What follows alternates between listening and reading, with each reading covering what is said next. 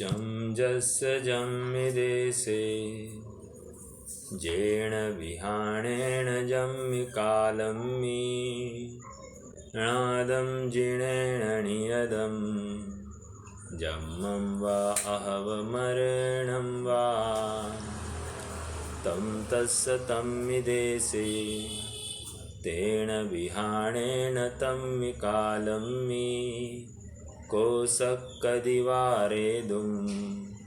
इन्दो वातः जिणिन्दो वा एवं जोनिच्छेदो जानदिदवाणि सौवपज्जाये सुसद्दिट्ठि शुद्धो जो संकरि सोहुकुदिट्ठि।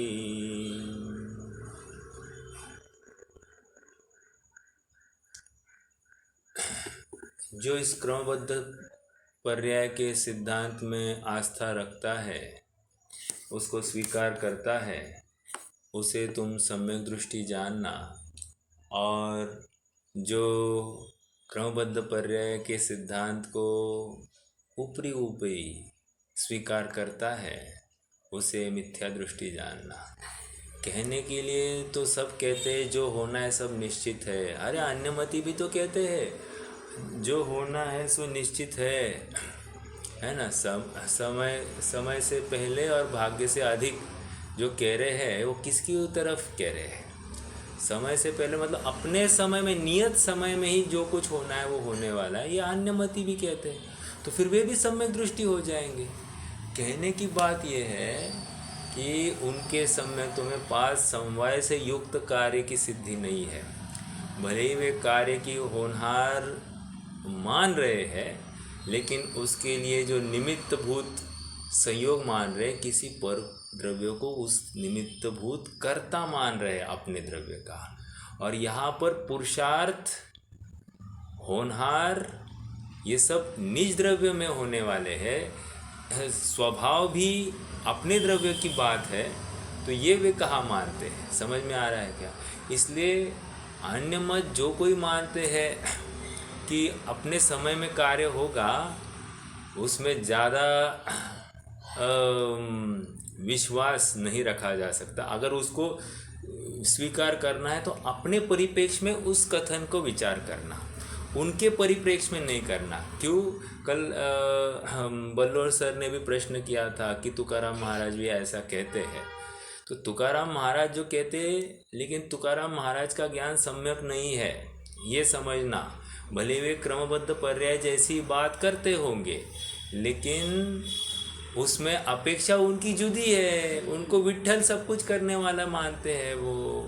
अपने यहाँ पर विट्ठल नहीं है ना, तकलीफ अपने यहाँ पर वो नहीं है। इसलिए हमको उनके कथन को अपने परिप्रेक्ष्य में उसकी उहापोह करना अत्यंत ज़रूरी है। समझ में आ रहा है क्या? दूसरा प्रश्न रोहित भैया ने भी कल पूछा था कि द्रव्य गुण पर्याय में भी क्रमबद्धता घटित होती है क्या?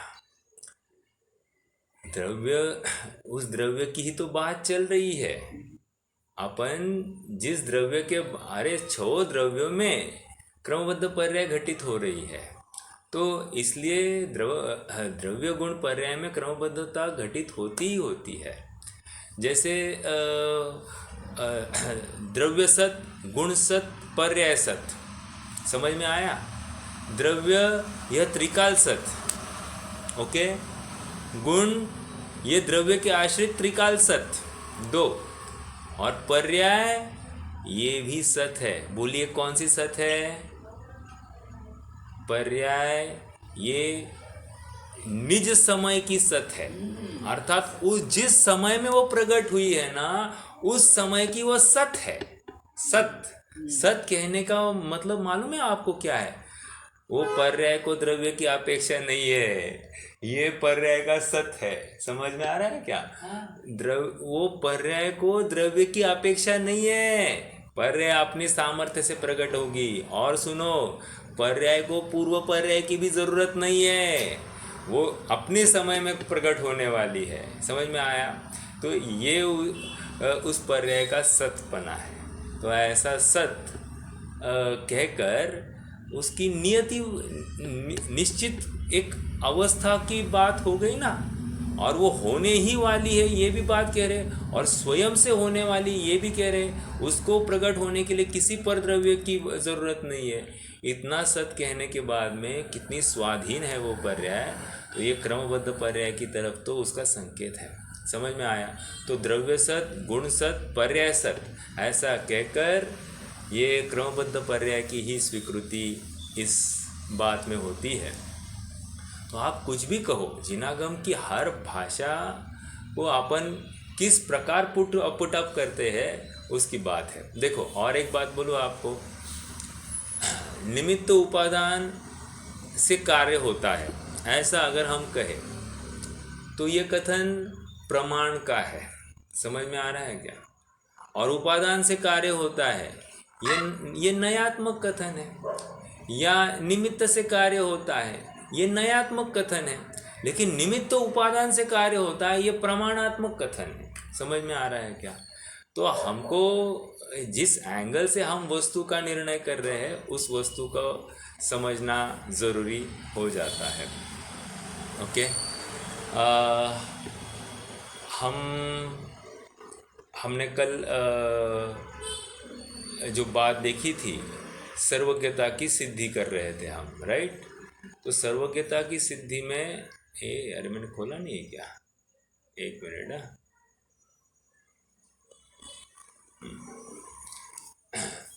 सर्वज्ञता की सिद्धि में सर्वज्ञता को अब प्रथमानुयोग के माध्यम से सिद्ध किया जा रहा है कि प्रथमानुयोग सर्वज्ञता के बारे में क्या कह रहा है। तो कह रहे कि प्रथमानुयोग में सबसे पहले यहाँ पर कथा लिखी है, एक दृष्टांत दिया है। 12 वर्ष के बाद में द्वारका नगरी जल रही है, बराबर? तो जब 12 वर्ष के बाद में द्वारका नगरी जल रही है, ये प्रत्यक्ष देख रहे हैं भगवान, और 12 वर्ष के बाद में वो जली है, तो ये किसका परिचायक है? और जिस निमित्त से जलनी थी उस निमित्त से ही जली। समझ में आया? और बाकी जितने भी उपादानगत या होनहार या जिस समय में जलनी थी उस समय में ही जली। ऐसी सहज उस द्वारका नगरी की वो उपादानगत योग्यता, ये सब निश्चित है, तो उसमें अब बदल करने का कोई अवसर भी नहीं दिखाई दे रहा है। समझ में आ रहा है क्या? और इसलिए यहाँ पर ये समझाया जा रहा है कि प्रथमानुयोग भी क्रमबद्ध पर्याय की सर्वज्ञता की सिद्धि कर रहा है। और सर्वज्ञता की सिद्धि हम इतनी क्यों कर रहे हैं? क्योंकि केवल क्रमबद्ध पर्याय की सिद्धि हमको केवल ज्ञान के माध्यम से या सर्वज्ञ के माध्यम से ही करनी है। समझ में आया? तो सबसे पहले क्रमबद्ध पर्याय को तुम स्वीकार करोगे ही करोगे, लेकिन सबसे पहले तुम सर्वज्ञता को स्वीकार करो। सर्वज्ञता का स्वरूप स्वीकार करने पर फिर बाकी तुम्हें कोई भी दवाई दी जाए तुम उसको आसानी से निगल लोगे, तुम उसको आसानी से पचा पाओगे। समझ में आ रहा है? और क्या, और एक उदाहरण क्या दिया था वो इसका, भगवान के भामंडल में भव्य जन को 7 भव दिखाई देते हैं। अभी 7 भव, अगला भव अभी तक आयु ही निश्चित नहीं किए तो आगे के 3 भव कैसे देख पाएगा? तो ये उसी का परिचायक है कि अगले भव देख रहे हैं, इसका मतलब अगले भव भी उस द्रव्य में निश्चित है। ये बात घटित हो जाती है, और जब घटित हो जाती है तो इतना ही लाभ हो जाता है कि हमारा जो परद्रव्य के आश्रित जो कर्तृत्व था, उस कर्तृत्व के अहंकार को चूर चूर किया जाता है। हम अक्सर इसमें ये होता है कि प्रश्न किया जाता है कि सब निश्चित है, पुरुषार्थ भी निश्चित है, तो फिर हमारा क्या रहा? लेकिन बात यह है कि हम पुरुषार्थ नक्की है ये कहकर भी हम उस द्रव्य में फेरा फेरी करने की कोशिश कर रहे हैं। और यहाँ पर यह समझाया जा रहा है कि द्रव्य जैसा है वैसा ही होने वाला है, द्रव्य में हेरा फेरी कैसे कर पाएंगे? समझ में आया? तो इसका मतलब हेरा फेरी पॉसिबल नहीं है। जिसको ये सहज स्वीकार हो जाता है कि अपनी अपनी वस्तु में कुछ कमी नहीं है, अपनी वस्तु में कुछ अधिक नहीं है, जैसा परिणमन वस्तु का वैसा ही होने वाला है। तो फिर मुझे वो पर्याय जल्दी लानी है या बाद में लानी, ये कहाँ से लाई बात, समझ में आया। और इसी को तो सम्यक पुरुषार्थ कह रहे हैं, समझना, मतलब ये सम्यक पुरुषार्थ है। ओके, देखो आज हमारी मम्मी जी गांव से आई है, बहुत बड़ा भ्रमण करके आई। तो उन्होंने मुझे एक चिट्ठी दी, और चिट्ठी उनको उनकी मतलब हमारी मामी जी ने उनके पास में एक चिट्ठी दी। चिट्ठी में ये लिखा था कि उनका अंतिम मतलब मरण के बाद में उनकी कोई विधि करनी है ऐसा वैसा, और उनको समाधि मरण कराना आदि आदि बहुत सी बातें, अंतिम इच्छाएं वहाँ पर लिखी थी। लेकिन मैंने मम्मी जी को कहा, आप इतने तत्व ज्ञान पढ़ते हो सुनते हो, आपने एक बात उनको कहनी चाहिए थी। तुम स्वयं पहले तैयारी करो, बाकी फिर अंतिम इच्छाएं वो तो परद्रव्य के आश्रित छोड़ दो।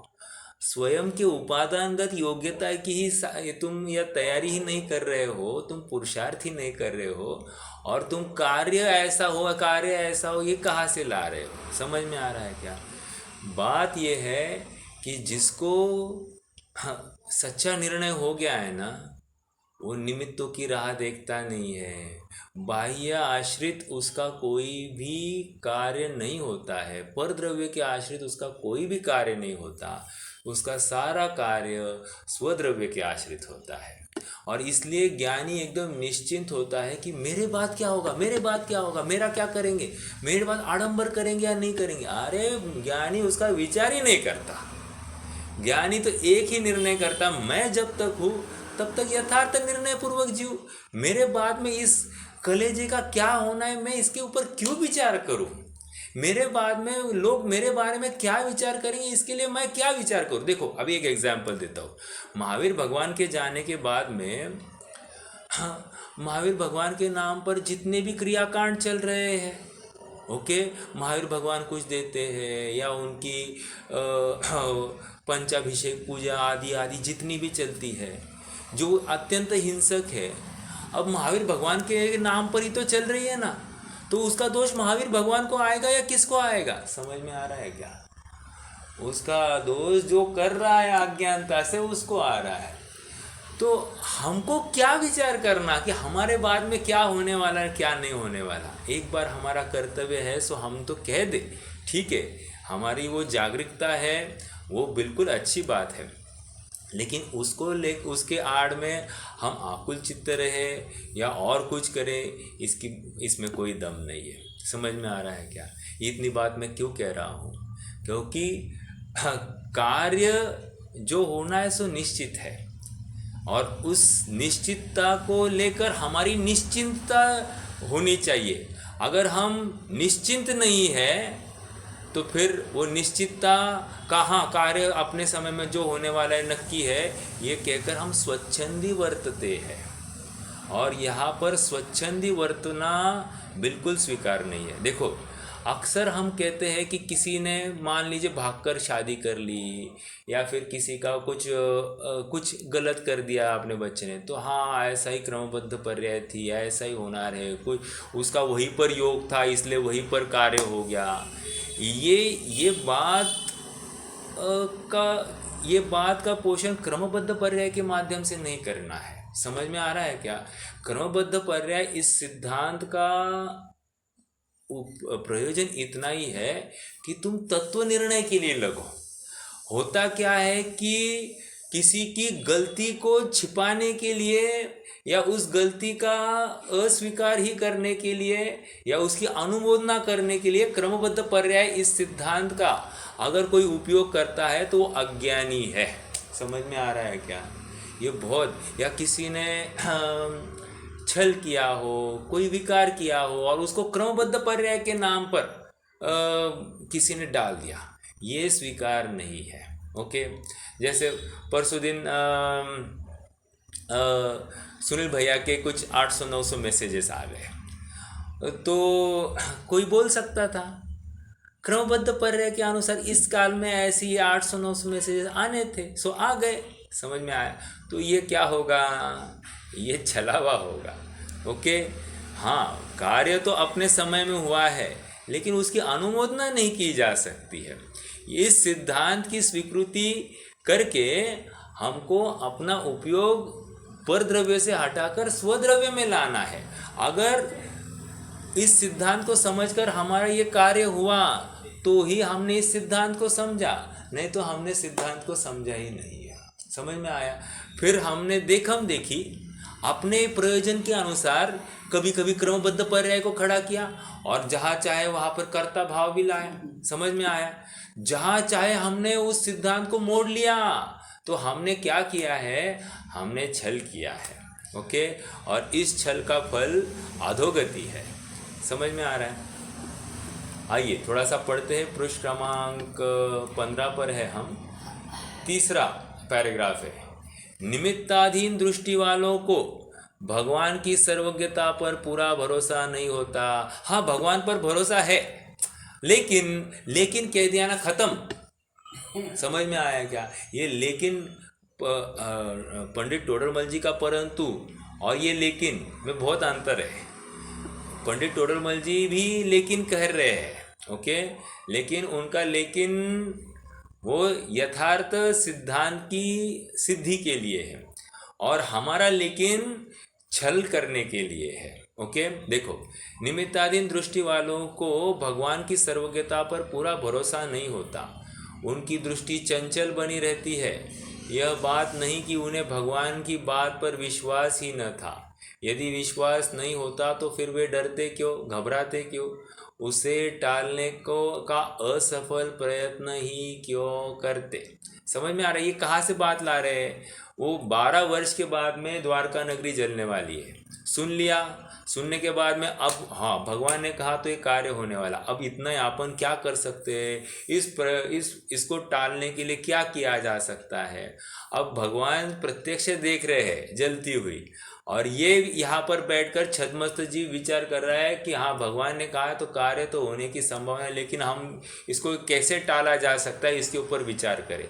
मतलब भगवान के ऊपर आधा अधूरा विश्वास है। घटना होने वाली ये स्वीकार है, लेकिन घटना को टाला भी नहीं जा सकता, इसका विश्वास नहीं रहा। तो कह रहे ये गलत है। भगवान की बात सुनकर इनको तो वैराग्य उत्पन्न होना चाहिए था। जैसे मैंने कल कहा कि ऐसी दुरावस्था होने वाली है इस द्वारका नगरी की, ऐसा जानकर किसी को वैराग्य आया और मुनि दीक्षा अंगीकार की। कितनी बड़ी बात है ना। देखो आगे बढ़ते हैं। यह बात नहीं कि उन्हें भगवान की बात पर विश्वास ही न था। यदि विश्वास नहीं होता तो फिर वे डरते क्यों, घबराते क्यों, उसे टालने का असफल प्रयत्न ही क्यों करते।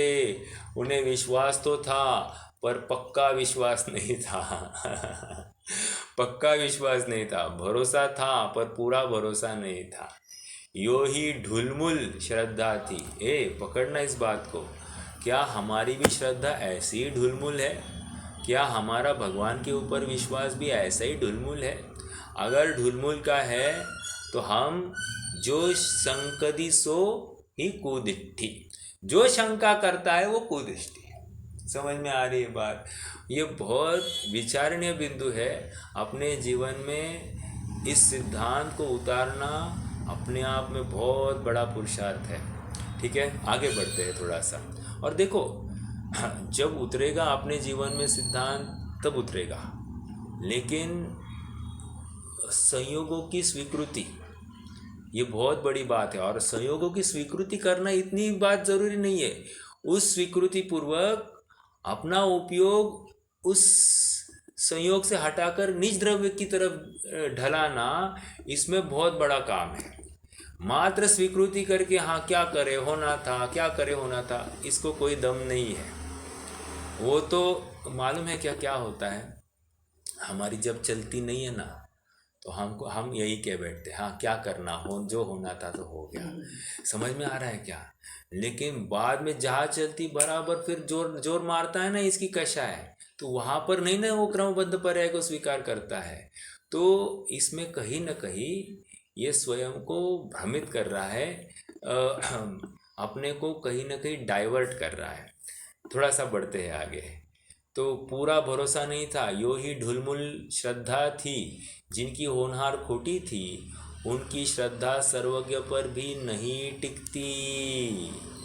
जिनका संसार अल्प रह जाता है, उन्हें ही सर्वज्ञता समझ में आती है। कितनी बड़ी बात है ना। सर्वज्ञता को स्वीकार करने के लिए हमारा संसार अल्प होना चाहिए।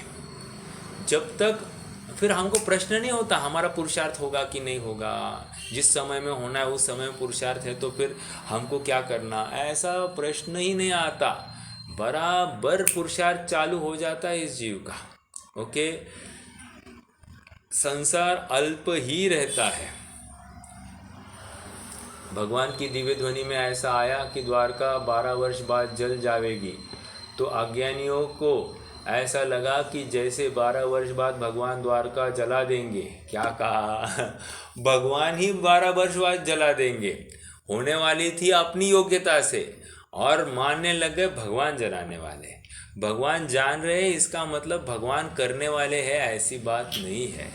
भगवान तो ज्ञाता है, और ज्ञाता ये उनके स्वभाव की बात है, उसमें कर्तृत्व की कोई बात नहीं। जला देंगे, जबकि भगवान को उससे कुछ लेना देना नहीं था। वे तो वीतराग थे, उन्हें किसी से भी रंच मात्र राग द्वेष नहीं था। अतः उनके द्वारा द्वारका जलाए जाने का तो प्रश्न ही नहीं उठता। किंतु वे सर्वज्ञ भी थे, अतः भविष्य में कहाँ क्या होना होगा उसे वर्तमान में वर्तमानवत स्पष्ट देखते जानते थे। अतः उन्होंने उसी समय 12 वर्ष बाद द्वारका जलती हुई स्पष्ट देखी थी। समझ में आया क्या?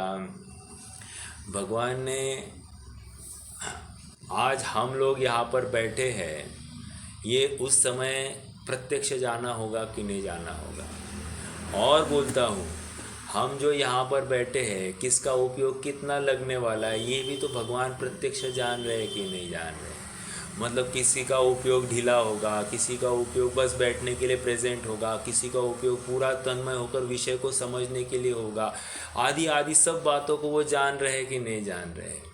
मतलब ये कहकर मैं कहना क्या चाहता हूँ, हमको भगवान के ज्ञान पर विश्वास होना चाहिए। और भगवान के ज्ञान पर विश्वास मतलब क्या? द्रव्य, भगवान के ज्ञान में द्रव्य का जैसा परिणमन झलका है, वो निश्चित है, ये घटित होता है। और यदि वो द्रव्य का परिणमन निश्चित है, तो फिर ये सब क्रम नियमित तो बात हो रही है ना। और जब क्रम नियमित हो रही है, तो फिर अब करे क्या? बस उसको जाने और जानकर अपने उपयोग को अंदर डालें। ओके, ये बात है। समझ में आ रही है क्या बात? देखो, अनेक बार ऐसा भी होता है, इस सिद्धांत को पढ़कर सुनकर हमको ऐसा लगता है कि चलो अभी अपना अंतर्मुख करते हैं अपने उपयोग को।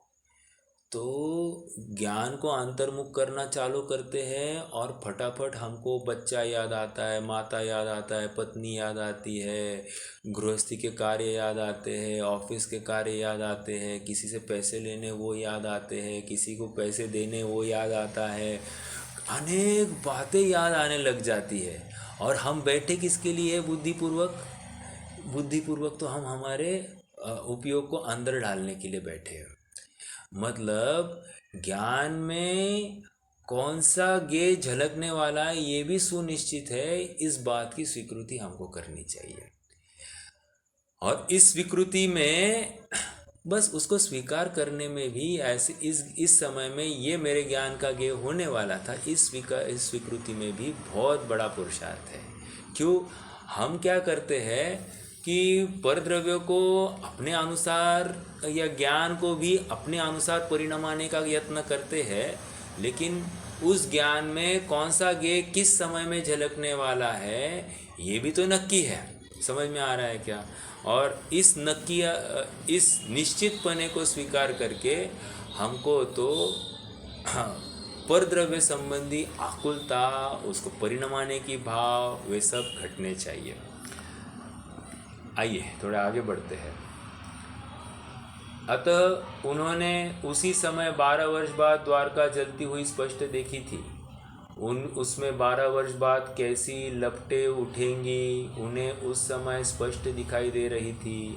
उनकी वाणी में तो सहज ही यह तथ्य उजागर हो गया था। कौन सा तथ्य? क्रमबद्ध पर्याय का, क्रम नियमित पर्याय का, कि कार्य अपने समय में ही होता है, कार्य अपने उपादानगत योग्यता से ही होता है, कार्य अपने निज पुरुषार्थ से ही होता है, कार्य के होने में उसका समय नक्की होता है और उसकी होनहार और उसका समय ये निश्चित होने के कारण वही उसके निमित्त को खींच लाता है। वो निमित्त हाजिर होगा ही होगा, हमको निमित्त की राह देखने की बात नहीं है। समझ में आया? और एक उदाहरण, भगवान की वाणी खिर नहीं रही है। किसकी वाणी खिर नहीं रही है? महावीर भगवान की वाणी खिर नहीं रही है। महावीर भगवान को कोई विकल्प, जाओ ना जल्दी, ये इतनी व्यवस्था कर रहा है सब, मैं या मेरी वाणी नहीं खिर रही है, लोग मुझे क्या समझेंगे? कुछ नहीं। समोशरण की रचना हो रही है, समोशरण विघटित हो रहा है, लोग आ रहे हैं, जा रहे हैं, दर्शन कर रहे हैं। महावीर भगवान को कोई विकल्प नहीं है, अपने समय में वाणी खिरने वाली है। ये पूरा विश्वास उस केवल ज्ञान में है। समझ में आया? देखो कितना क्रमबद्ध पर्याय का वो सिद्धांत वहाँ पर भी अप्लाई हो ही रहा है। तो कहने की बात, महावीर भगवान ने वाणी खिराने के लिए क्या पुरुषार्थ किया? समझ में आया? वो सहज अपनी योग्यता से वो निमित्त खींचा आएगा। फिर 66 दिन बाद ही इंद्र को ऐसा क्यों भाव आया, मैं देखूं जरा कौन मिलता है क्या? पहले 65वें दिन क्यों याद नहीं आया, या 67वें दिन जाने का भाव क्यों नहीं आया, 66वें दिन ही जाने का भाव क्यों हुआ? कहने की बात इतनी है, जिस समय में कार्य होना है यथा योग्य बाहर में वैसा ही परिणमन होता हुआ दिखाई देगा। समझ में आ रहा है? और उसी समय उन भाषा वर्गणाओं की ऐसी योग्यता होगी कि वे ओंकार ध्वनि रूप मुखरित हो जाएंगे। समझ में आ रहा है क्या? कितनी बड़ी बात है ये। अपना पोता अपने से विपरीत चलने वाला है ऐसा आदिनाथ देख रहे हैं, लेकिन उसको परिणमाने का बिल्कुल भाव नहीं है। इसकी क्रम नियमितता के ऊपर कितना अड़िग विश्वास है, मतलब विचलित नहीं होना, ये जानकर कि अरे अपना पोता, अपना पोता। अपना बच्चे को थोड़े से मार्क्स कम आ जाए तो हमको आकुलता होती है, हमारा बच्चा थोड़ा सा गिर जाए तो यहाँ धड़कन हो जाती है। अभी मान लो अपन ने नवीन गाड़ी ली है, गाड़ी को एक थोड़ा सा टच आ जाए तो धड़कन यहाँ पर, वो अपने हृदय पर चोट आ जाती है। आपको सच्ची बात कहूँ, हमने अभी एक शेड बनाया, शेड में बाजू वालों का एक आम जोर से ठपक के गिर गया। मैं बाहर जाकर देख ले, अरे क्या हो गया, क्या हो गया? पतरे का तो कुछ ठीक है ना, पतरा तो ठीक है ना। कहने की बात इतनी है, वो तो आकुलता बन जाती है ना, कार्य बार बार नहीं होते हैं और इसको लेकर आकुलता बन जाती है। लेकिन वो आकुलता भी कह रहे हैं कि कोई कार्यकारी नहीं है, हमको तो अपने अपने समय में जैसा कार्य होने वाला है उसको स्वीकार करते आना चाहिए। ओके? और वो वहाँ से अपने उपयोग को हटाकर स्वसन्मुख करने की जो कला है, उस वस्तु के परिणमन को स्वीकार करने की जो कला है, उसको हमको प्रैक्टिस करनी चाहिए, मतलब उसका अभ्यास करना चाहिए। और इस अभ्यास के बल के तहत ही सच्चा पुरुषार्थ प्रकट हो जाता है। ठीक है? ये विकल्प भी जो है ना, मैं आत्मा को ध्याऊं, वो भी राग भाव है। समझ में आ रहा है? ये विकल्प भी हम करते हैं ना, तत्व निर्णय करूं, ये भी राग भाव है। लेकिन कहीं ना कहीं बनारसी दास जी की भाषा में ये विकल्प कार्यकारी है। ये विकल्प नहीं करेंगे तो कौन सा विकल्प करेंगे? समझ में आ रहा है क्या? ये विकल्प भी निर्विकल्प होने के लिए हम कर रहे हैं। इस भावना से आगे बढ़ना चाहिए। आगे बढ़ते हैं।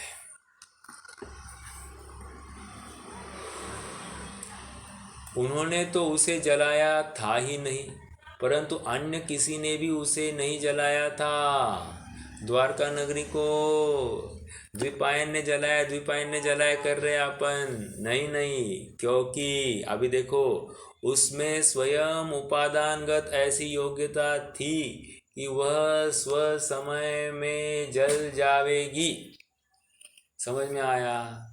उसकी योग्यता देखो, द्वारका नगरी क्यों जली, बाकी दूसरी कोई नहीं, क्यों नहीं जली? समझ में आ रहा है क्या? बाकी दूसरी नहीं जली क्योंकि उसकी उपादानगत योग्यता नहीं थी। ये मेरा एक प्रश्न है। उसकी उपादानगत योग्यता ऐसी थी कि वह स्व समय में जल जाएगी। यहाँ पर स्व समय का अर्थ क्या और उपादानगत योग्यता का अर्थ क्या, पांच समवाय की अपेक्षा आपको बताना है मुझे। स्व समय में जल जाएगी तो स्व समय का अर्थ क्या लेंगे और उपादानगत योग्यता मतलब क्या, इसका भी आप मुझे खुलासा कीजिए।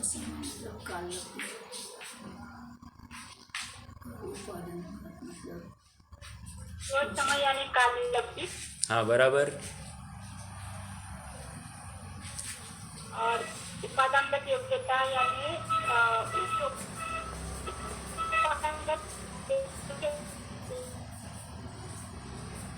आवाज नहीं आ रहा है आपका। जो क्वेश्चन पूछा ना, हाँ आया क्या? जो समय यानी काल लब्धि। हाँ और उपादानगत योग्यता यानी उस समय भवितव्यता, उस समय जो कार्य होने वाला है वो। बराबर, होनहार, होनहार कहो भवितव्यता कहो, बराबर होनहार की बात है ये। मतलब होनहार भवितव्यता वही उसकी उपादानगत योग्यता है। इसी को हम कारण कार्य व्यवस्था में समर्थ उपादान कारण कहते हैं। समर्थ उपादान कारण नंबर 1 और समर्थ उपादान कारण नंबर 2। समर्थ उपादान कारण नंबर 1 मतलब क्या? अनंतर पूर्वक्षणवर्ती पर्याय से परिणमित द्रव्य।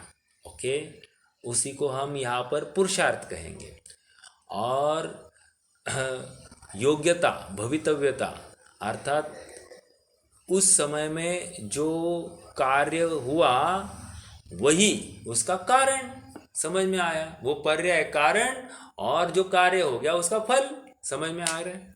तो ऐसा यहाँ पर बात है। ओके, ये समर्थ उपादान कारण। और एक होता है त्रिकाल उपादान कारण। त्रिकाल उपादान कारण मतलब क्या? स्वभाव। स्वभाव, ठीक है। त्रिकाल उपादान कारण होता है स्वभाव और क्षणिक उपादान कारण होता है उपादानगत योग्यता। भवितव्यता को क्षणिक उपादान कारण नंबर 2 कहेंगे और क्षणिक उपादान कारण नंबर 1 मतलब पुरुषार्थ। समझ में आ रहा है क्या? थोड़ा सा मैं जानबूझकर इसका कोरिलेशन करके दिखा रहा हूँ। तो हमको कभी भी अब उपादान निमित्त, षट कारक, कारण कार्य व्यवस्था या पांच समवाय या क्रमबद्ध पर्याय, इन सिद्धांतों का सभी का अर्थ एक ही है, एक ही है, लेकिन उसके शब्द अलग अलग है। कोई कहेगा अरे कंफ्यूजिंग क्यों कर रहे हो, एक ही बात बोलनी थी, अलग अनेक बातें क्यों बोलनी थी? लेकिन विभिन्न रुचियाँ ही लोका, अनेक अनेक रुचि के लोग होते हैं। किसी को बार बार वही घसीटी पिसीटी रोटी और दाल दो तो वो खाना ही बंद कर देता है, तो इसलिए उसको फिर वही दाल रोटी को दाल बट्टी करके दी जाती है और वो खाने लग जाता है चाव से। समझ में आ रहा है क्या? बस यही बात है और कुछ नहीं है, ठीक है। मतलब टेस्ट मतलब उसका एक अलग अंदाज में पेश किया जाए तो उसको रुचि से पड़ेगा। प्रयोजन इतना ही है कि इस जीव को जिनवानी के सन्मुख बनाए रखा जाए, उससे उसको जिनवानी के सिद्धांतों को बार बार चिंतन मनन और सुनने के अवसर बने रहेंगे। तो इससे इसका कार्य अपना आत्म कल्याण रूपी कार्य करने का एक अवसर बना रहेगा। ठीक है, आगे बढ़ते हैं।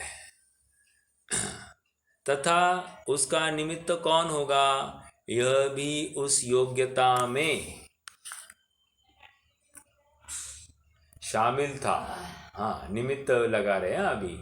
उसमें पर का कोई कर्तृत्व नहीं था, क्योंकि जिन निमित्तों से वह जली वे स्वयं भी नहीं चाहते थे कि द्वारका जले।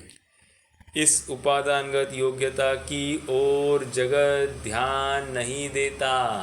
इस कारण जगत का सहज परिणमन उसकी समझ में नहीं आता। समझ में आ रहा है क्या? मतलब जब कार्य होना है वो अपने आप उस निमित्तों को खींच कर लेके आएगा, खींच कर। ओके। हाँ, अभी शाम को एक हमारे बाजू में एक बाकलीवाल नाम के गृहस्थ रहते हैं। तो एक वृद्ध है उनके पिता, तो मेरे घर के सामने से जा रहे थे तो मुझे मिले और मैं कहने लगे कि मैं जा रहा हूँ सिंघवी साहब, मैं अभी मांगी तुंगी जा रहा हूँ। बोला ठीक है। फिर वो अपनी अपनी बात करने लगे कि मैं श्रवण बेलगोला भी 4 बार गया हूँ, 4 बार। और 12 वर्ष में वहाँ पर वो अभिषेक होता है ना, तो वो 4 बार जाके आया हूँ अब तक। और कह रहे थे कि मैं एक बार तो मेरे पास पैसे नहीं थे लेकिन भावना बहुत थी, और भावना ऐसी हुई तो फिर हमारी सास ने हमको एक सोने की अंगूठी दे दी। उस समय में 800,000 रुपये उसके मिल गए। वो भावना के बल पर उसको बेच दिया और फिर मैं उस पैसे पर वहाँ पर अभिषेक का मतलब वह भगवान के दर्शन करने के लिए चला गया था। कहने की बात इतनी है कि योग्यता उनको बराबर उस समय में ही किसी ने उनको, पैसे जेब में नहीं थे और भावना इतनी उत्कृष्ट थी, तो बस कौन सामने आ गया, उनकी सास ही निमित्त रूप, उन्होंने ऐसे ही बोल दिया कि मेरे पास कुछ नहीं, ये लो अंगूठी, हाथ की अंगूठी निकाल कर दे दी उनको और उनका कार्य हो गया। मैं तो बस एक निमित्त कैसे खड़े हो जाते हैं, कार्य होना है तो उस समय बराबर वहाँ पर सब खड़े हो जाते हैं। इसलिए मैं करता हूँ करस्यामि करस्यामि इति चिंतयम और मरस्यामि इति विस्मृतम। मैंने किया इस कर्तृत्व के अहंकार में यह जीव इतना अटका है कि वो बाकी फिर कार्य होने के लिए अन्य भी कोई जिम्मेदार है ये स्वीकार ही नहीं करता है। अच्छा कार्य मैंने किया, बुरा कार्य दूसरे ने किया, ऐसे करके वो कर्तृत्व के अहंकार में दिन रात चूर चूर हो रहा है। मतलब पैसा मैंने कमाया, मैंने ज़ीरो से सब किया है, मैंने कितनी मेहनत की है, आदि आदि सब बातें हैं। व्यापार धंधा को मैंने सेट किया, ये सब बातें क्या है? ये सब अपने अपने समय में ही कार्य होते हैं और हमको लगता है कि हमने किया। समझ में आया? मैंने पैसे कमाए, मैंने ऐसे बोला इसलिए पैसे बचे हैं, ऐसा इसको लगता है, लेकिन ऐसी बात नहीं है। सच्ची बात तो यह है कि इस समय में ऐसे ही निमित्त से ऐसे ही कार्य होना था, उतने ही पैसे आने थे, उससे कम नहीं आए, उससे ज़्यादा नहीं आए। ओके। क्योंकि जिन निमित्तों से वह जली वे स्वयं भी नहीं चाहते थे कि द्वारका जले। इस उपादानगत योग्यता की ओर जगत ध्यान नहीं देता, इस कारण जगत का सहज परिणमन उसकी समझ में नहीं आता। मतलब होता सहज जगत परिणाम, मैं जग का करता क्या काम। सहज, डॉक्टर साहब ने लिखा है सहजता, मतलब प्रत्येक वस्तु अपना अपना कार्य कर रही है, यही उसकी सहजता है। और जिसको ये समझ में आ जाए वो भी सहज हो जाए।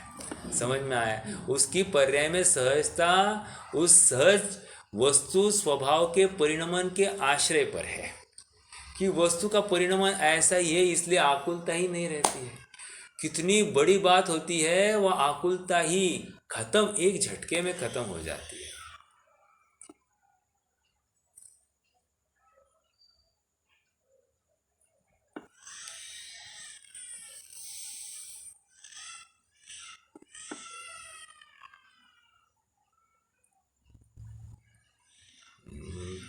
स्वयं जगत परिणाम, मैं पर का करता क्या, दूर हटो परिकट परिणाम। आइए बढ़ते हैं आगे।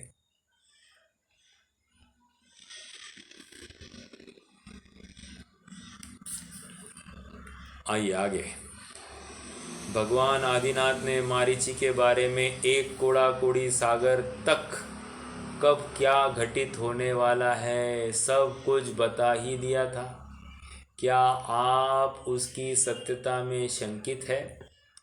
देखो, एक कोड़ा कोड़ी सागर तक, मतलब एक कोड़ा कोड़ी सागर तक वो परिभ्रमण करने वाला है वो जीव। तो किस कारण से परिभ्रमण करने वाला है, किस समय में कौन सी पर्याय होने वाली, सब निश्चित थी कि नहीं थी, यही तो कह रहे हैं। ओके, सब कुछ बता ही दिया था। क्या आप उसकी सत्यता में शंकित है? क्या वह सब कुछ पहले ही निश्चित नहीं था? असंख्य भव पहले यह बता दिया गया था कि 24वें तीर्थंकर होंगे, तब तो उनके तीर्थंकर प्रकृति का बंध भी नहीं हुआ था, क्योंकि तीर्थंकर प्रकृति बंध जाने के बाद असंख्य भव नहीं हो सकते। तीर्थंकर प्रकृति को बांधने वाला तो उसी भव में या तीसरे भव में अवश्य मुक्ति को प्राप्त कर लेता है। जैसे अभी श्रेणिक राजा के भव में उन्होंने तीर्थंकर प्रकृति बांधना चालू की। अब नरक की अवस्था में भी वहाँ पर तीर्थंकर प्रकृति बन रही है। और जब तक अब महापद्म नाम का जीव होंगे और जब तक वे मुनि दीक्षा नहीं प्रकट करके, श्रेणी आरोहण करके अरहंत अवस्था नहीं प्रकट करते, तब तक उनका चलता रहेगा। हालांकि तीर्थंकर प्रकृति 8वें गुणस्थान का छठा भाग 8वें गुणस्थान के 6वें भाग तक बंधती है। ओके, तो और बंधना चालू कहाँ से होती है? चौथे गुणस्थान से। तो चौथे से लेकर 8वें तक। वैसे आपको ज्ञात होगा 7वें गुणस्थान से भी बंधना चालू हो सकती है। ओके, किसका होता होगा? जो पुष्करार्ध द्वीप है, धातकी खंड के जो तीर्थंकर होते हैं उनका ऐसे 7वें गुणस्थान से बंधना चालू हो सकता है। ठीक है, अब 7वें गुणस्थान में आप कहो वो शुद्धोपयोग का काल है, और शुद्धोपयोग के काल में उनको बंध हो रहा है तीर्थंकर प्रकृति का, अर्थात तीर्थंकर प्रकृति के बंध के लिए वैसा उस जाति का शुभ भाव करना पड़ता है, और शुद्धोपयोग के काल में शुभ भाव हो रहा है। देखो कैसा योग है, और उस समय ऐसे ही उस द्रव्य का परिणमन है। आप विचार तो कीजिए, कैसा जीव तो बुद्धिपूर्वक शुद्धात्मा में लीन, और यहाँ पर बंध रही है तीर्थंकर प्रकृति। ऐसा भी हो सकता है। मतलब आप हाँ, बोलिए। अभी जो आपने कहा कि वो 7वें गुणस्थान में होते हैं, तो फिर इनको 3 कल्याणक वाले तीर्थंकर कहे जाते हैं क्या? नहीं, 3 कल्याणक नहीं, 2 कल्याणक ही रहेंगे ना उनके, क्योंकि 7वें में तो उनका मतलब दीक्षा कल्याणक तो हो गया है। अब बचेगा मात्र केवल ज्ञान कल्याणक और मोक्ष कल्याणक, ये 2 ही कल्याणक बचेंगे उनके। तो 2 कल्याणक वाले, 3 कल्याणक वाले होंगे तो गृहस्थ अवस्था के पहले, मतलब गृहस्थ अवस्था में वो जीव होना चाहिए। अब 7वां गुणस्थान कहा तो ये अभी दीक्षित हो गए हैं, तो दीक्षा कल्याणक तो चला गया। ठीक है, चलिए आगे बढ़ते हैं। क्या कह रहे थे यहाँ पर? उन्होंने तीर्थंकर प्रकृति तो बांधी ही नहीं थी। ओके, बहुत बड़ी बात है। तब तो उनके तीर्थंकर प्रकृति का बंध भी नहीं हुआ था, क्योंकि तीर्थंकर प्रकृति बन जाने के बाद असंख्य भव नहीं हो सकते। तीर्थंकर प्रकृति को बांधने वाला तो उसी भव में या तीसरे भव में अवश्य मुक्ति को प्राप्त कर लेता है, दूसरे भव में नहीं कर सकता। क्यों? क्योंकि नियम से उसका अब या तो नरक अवस्था होगी या तो देवावस्था होगी, इसलिए नहीं कर सकता। ओके, और एक बात, शायिक सम्यक दृष्टि के 4 भव होते हैं, लेकिन तीर्थंकर प्रकृति को बांधने वाले के 3 भव होते हैं। ये बात नक्की करना। शायिक सम्यक दृष्टि अगर भोग भूमि का मनुष्य हो, फिर वहाँ से फिर देव होकर फिर यहाँ पर मनुष्य होकर फिर मुक्ति को जाएगा, तो वो शायिक सम्यक दृष्टि के लिए 4 भव कहे।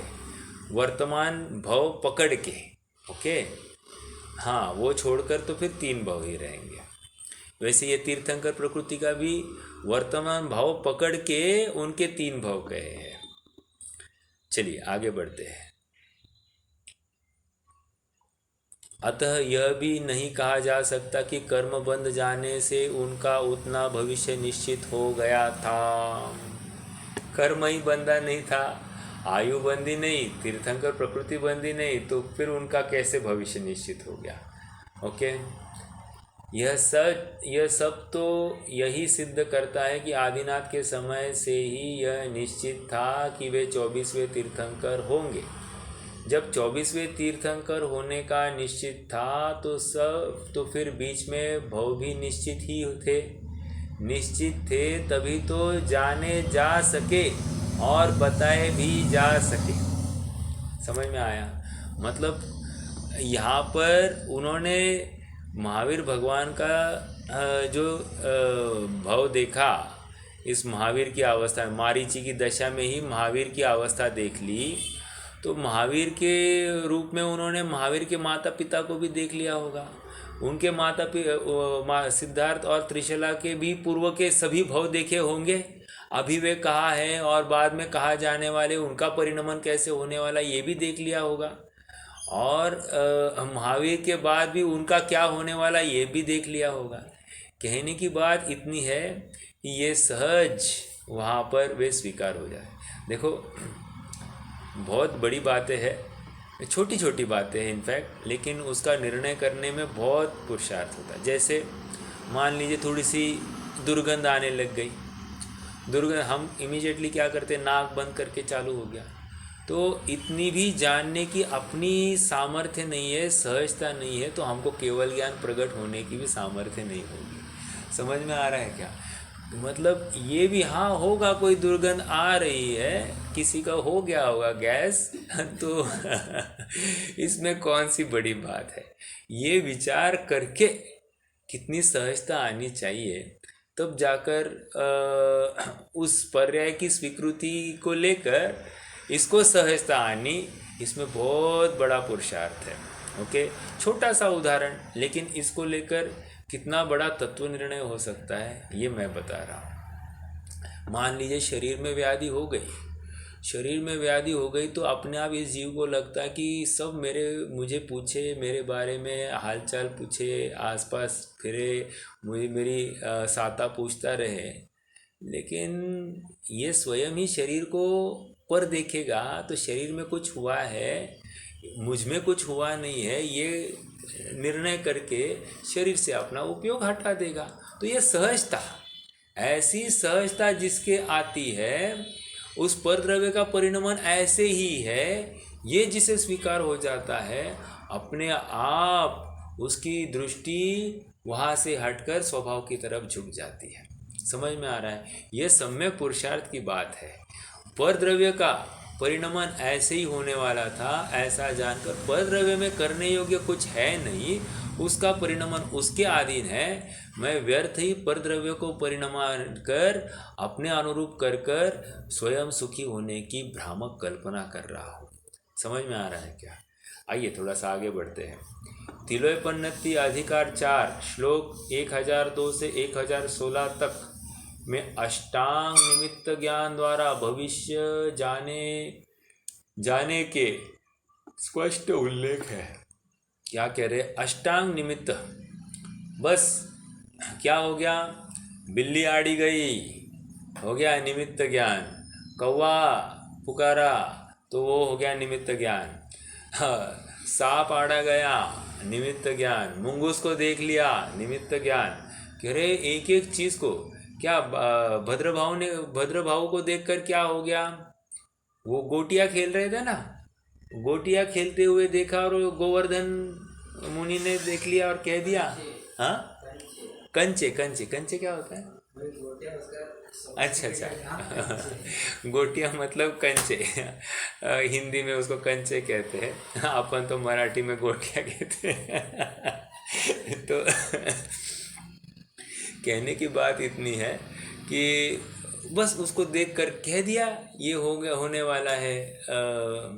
अगला देखो और बोलो आपको, हाँ, चाणक्य ने चंद्रगुप्त को कैसे ढूंढ के निकाला? चंद्रगुप्त को कैसे ढूंढ कर निकाला? अरे वो तो राजा राजा खेल रहा था, और बस वो खेल खेल में एक जन बोला कि महाराज हमारे यहाँ पर बहुत दुख है। तो बस चंद्रगुप्त के होते हुए चंद्रगुप्त के राज में कोई भी दुखी नहीं रह सकता, बोल तुम्हें क्या चाहिए। ऐसा बस इस भाषा को सुनकर उसने नक्की कर दिया ये पूरा भारत का सम्राट बनेगा। मतलब निमित्त ज्ञान। अब चंद्रगुप्त के 16 स्वप्न क्या है? चंद्रगुप्त के 16 स्वप्न क्या है? निमित्त ज्ञान है। अष्टांग निमित्त ज्ञान के खाते में तो आते हैं ना। मतलब ये सब स्वप्नों को देखकर उनका भाकित करना और क्या है। या माता के 16 स्वप्न है ना, तीर्थंकर की माता के 16 स्वप्न क्या है? तीर्थंकर का जीव आने वाला है, ये नक्की है, करता है कि नहीं? तो ये स्वीकार करना चाहिए कि नहीं। भविष्य मतलब निमित्त ज्ञान भी हमको भविष्य की बात कराता है, तो जो प्रत्यक्ष केवल ज्ञान है वो भविष्य को क्यों नहीं देखेगा, जब निमित्त ज्ञान से हम इतने निर्णय कर पाते हैं। ओके, आचार्य भद्रभाव ने निमित्त ज्ञान के आधार पर उत्तर भारत में 12 वर्ष के अकाल की घोषणा की, जो पूर्णतः सत्य उतरी। सम्राट चंद्रगुप्त के स्वप्न आए थे, जिनके आधार पर भी भविष्य की घोषणाएं की गई थी। समझ में आ रही है बात? तथा अब ये प्रथमानुयोग के माध्यम हो गया, अब कर्णानुयोग को ले रहे हैं। ठीक है, कर्णानुयोग से किसकी सिद्धि चल रही है? सर्वज्ञता की सिद्धि चल रही है। अभी तक क्रमबद्ध पर्याय को बाजू में रख दिया, पहले सर्वज्ञ को स्वीकार करो। कितना जोर लगा रहा है लेखक की मेहनत के ऊपर आप विचार कीजिए, कितना मेहनत ले कर रहे हैं कि लोग सबसे पहले सर्वज्ञता को स्वीकार करें। एक बार सर्वज्ञता स्वीकार हो गई, वो क्रमबद्ध पर्याय स्वीकार करे बिना नहीं रहेगा। समझ में आ रहा है क्या? और क्रमबद्ध पर्याय मतलब क्या? पांचों समवायों की हयाती में वस्तु का जो निश्चित परिणमन है उसको क्रमबद्ध पर्याय कह रहे हैं। पांचों समवाय चाहिए। आप कहोगे एक दो, ऐसी बात नहीं। पांचों समवाय के अनुसार ही जो कार्य हुआ है, या पांचों समवाय की पूर्ण 100% योगदान में जो कार्य हुआ है उसको क्रमबद्ध पर्याय कहा जा रहा है। फिर पांचों समवाय में पुरुषार्थ है कि नहीं है? तो यथार्थ पुरुषार्थ है ना, तो हम कहाँ मना कर रहे कि पुरुषार्थ नहीं होता? ये पुरुषार्थ भी हो गया। देखो आगे बढ़ते हैं। तथा क्या कर्णानुयोग में यह नहीं लिखा है कि 6 महीने 8 समय में 608 जीव निगोद से निकलेंगे? कितनी बड़ी बात। और इतने ही समय में इतने ही जीव मोक्ष भी जावेंगे। क्या इससे अधिक जीव निगोद से निकल सकते हैं या मोक्ष जा सकते हैं? नहीं जा सकते। क्या यह निश्चित नहीं है?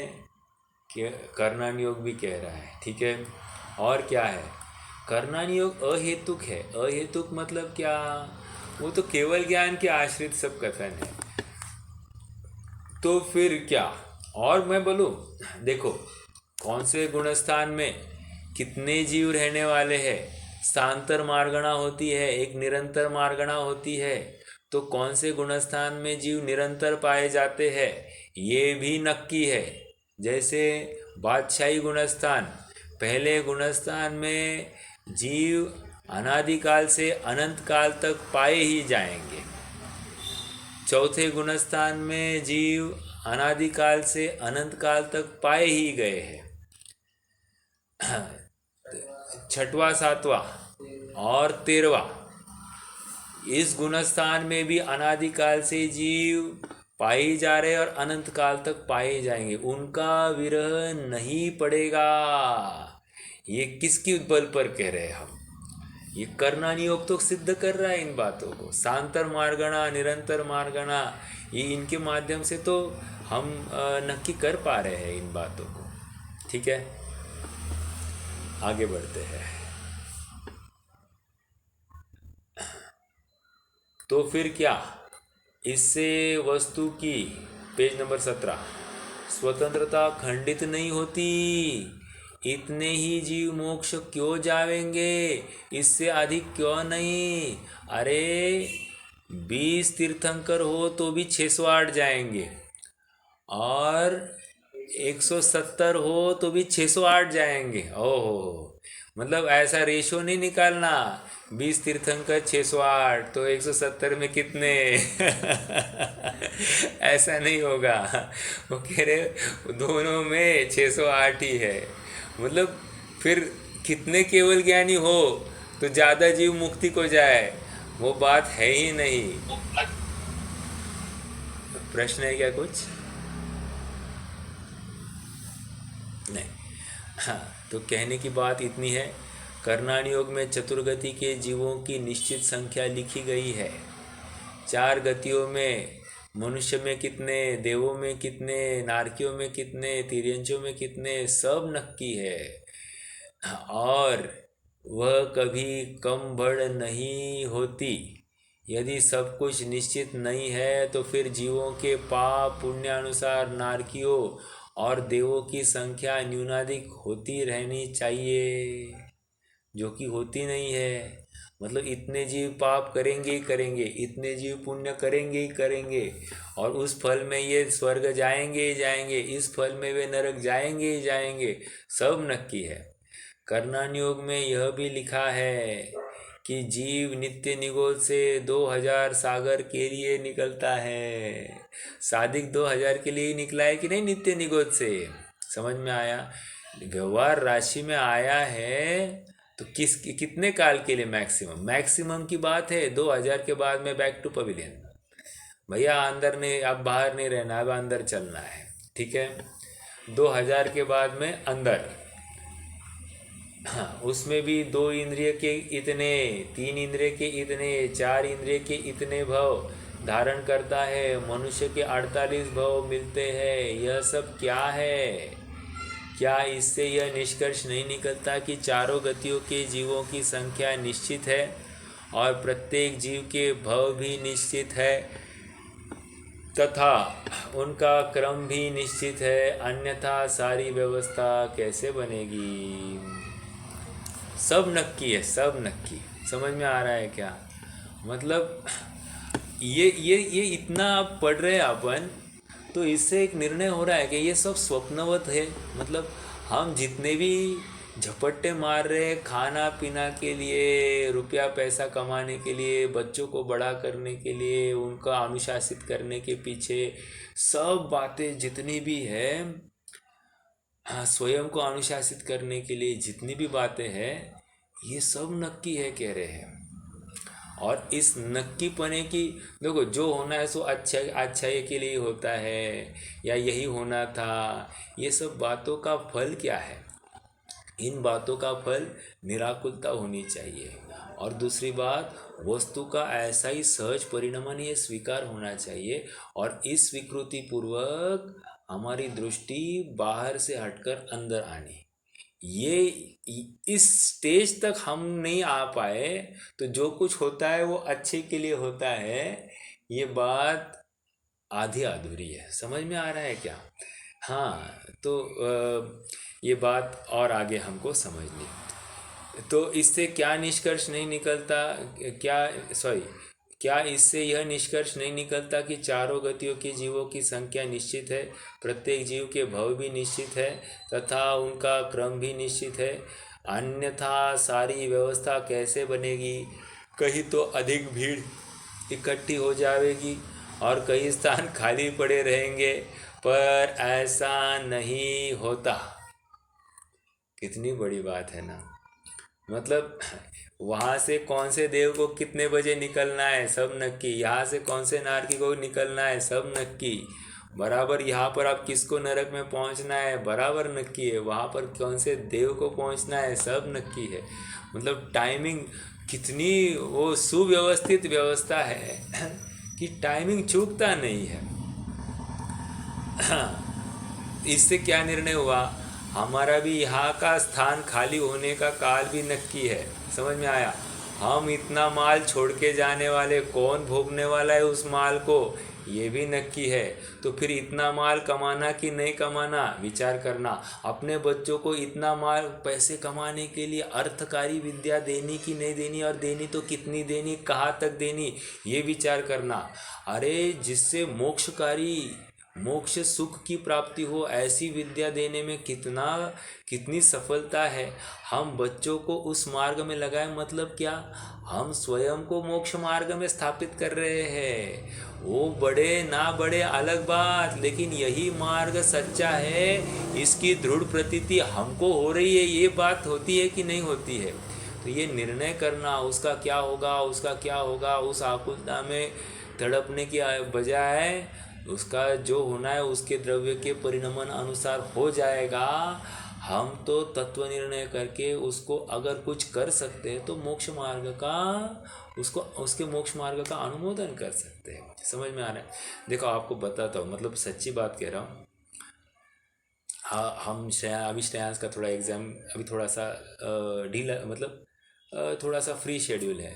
तो सुबह वो स्वाध्याय करता है, एक डेढ़ घंटा स्वाध्याय, आधा एक घंटा वो कंठपाठ कर लेता है। तो कंठपाठ करता है ना, बहुत आनंद आता है, मतलब अनुमोदना होती है, हाँ ये बहुत अच्छा कर रहा है, बहुत अच्छा है, ये इसके लिए बहुत अच्छी बात है। ये अनुमोदना होती है ना, इसमें क्या होता है कि एक वो उसका उसका फल उसके उसके परिणाम के अनुसार उसको मिल रहा है। लेकिन हम बिना फेरे हुए उसको मात्र अनुमोदना कर बैठते हैं तो हमको हमारा फल मिलता है, हमारी इस मार्ग में दृढ़ता बनती है, और हमारा कार्य हुए बिना नहीं रहेगा। ये हमको स्वीकार करनी चाहिए बात। समझ में आ रहा है क्या? ये एक तो उदाहरण दे रहा हूँ मैं उसका, ये नहीं कर रहा हूँ। मतलब हमको धर्म मार्ग पर जो चल रहा है उसको कितना अनुमोदन करना चाहिए, उसकी बात मैं यहाँ से रख रहा हूँ। उसके अनुमोदन में अपना मोक्ष मार्ग का अनुमोदन है, उसके अनुमोदन में हमारा सर्वज्ञता के ऊपर विश्वास है, उसके अनुमोदन में हमारे वस्तु स्वरूप के परिणमन के ऊपर विश्वास है। ये बात मैं यहाँ से रखना चाह रहा हूँ। ठीक है? हाँ, 5 मिनट है, एक इतना हो जाएगा। इस पर लोगों को लगता है कि धर्म तो दूर, क्या पुण्य पाप करना भी हमारे हाथ में नहीं है। आ रही है हम और आप सबकी बात बिल्कुल, कि पुण्य भी हम नहीं कर सकते, डांटना कब है वो भी नक्की है, किसी से मोह करना है वो भी नक्की है। क्या है फिर, हमारे हाथ में कुछ भी नहीं रहा है ना, हम तो एकदम बंध गए। उनसे हमारा कहना है कि शुभ और अशुभ भाव तो क्रमशः अपने आप बदलते ही रहते हैं। अंतर्मूर्त के ज़्यादा कोई शुभ भाव रहता नहीं, अंतर्मूर्त से ज़्यादा कोई अशुभ भाव रहता नहीं। किसी भी जीव को उठा कर देखिए, उसका रहता ही नहीं है। समझ में आ रहा है क्या? हाँ, जिसने अविभाग प्रतिच्छेद बदल बदल कर परिणाम विशुद्ध की तरफ जाते हैं, वे भी किस क्रम में बढ़ने वाले वो भी नक्की है। देखो और पढ़ते हैं, क्योंकि दोनों में से किसी का भी काल अंतर्मुहूर्त से अधिक नहीं है, अतः प्रत्येक अंतर्मुहूर्त में परिवर्तन अवश्यम भावी है। अनंत प्रयत्न करने पर भी आप अंतर्मुहूर्त से अधिक शुभ भाव में नहीं ठहर सकते। यदि शुद्ध में ही नहीं गए फिर अशुद्ध में आना अनिवार्य है। यह परिवर्तन निगोद में भी हुआ करता है, अंडरलाइन दिस। निगोद में भी शुभ भाव से अशुभ भाव, अशुभ भाव से शुभ भाव होता है, और उसी के बल पर तो, उस गर्भित शुद्धता के बल पर तो वो व्यवहार राशि में आ सकता है। समझ में आ रहा है? हम कहते हैं ना, क्या पुरुषार्थ किया, बस ऐसे शुभ भाव रूप मंद भाव रूप कुछ परिणाम हुआ होगा, उसके फलस्वरूप ये ऊपर आया है। ज्ञान तो बिल्कुल अल्प है, कुछ भी नहीं जान सकता ऐसा है, लेकिन उस समय में भी चारित्र मोह की ऐसी मंदता पाई जा सकती है।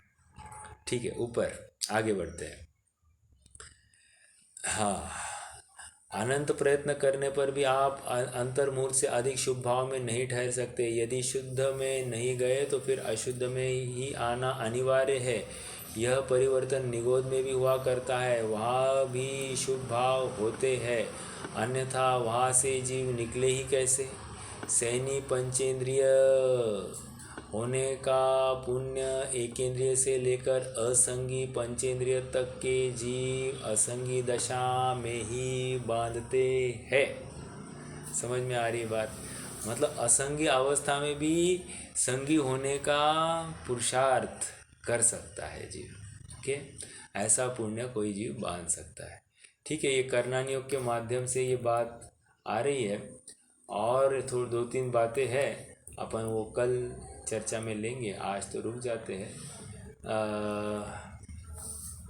पृष्ठ क्रमांक 17 का अंतिम भाग और 18 से अपन आगे बढ़ाएंगे। ठीक है, कोई प्रश्न है तो रख सकते हैं, नहीं तो चिंतवानी स्थिति करेंगे।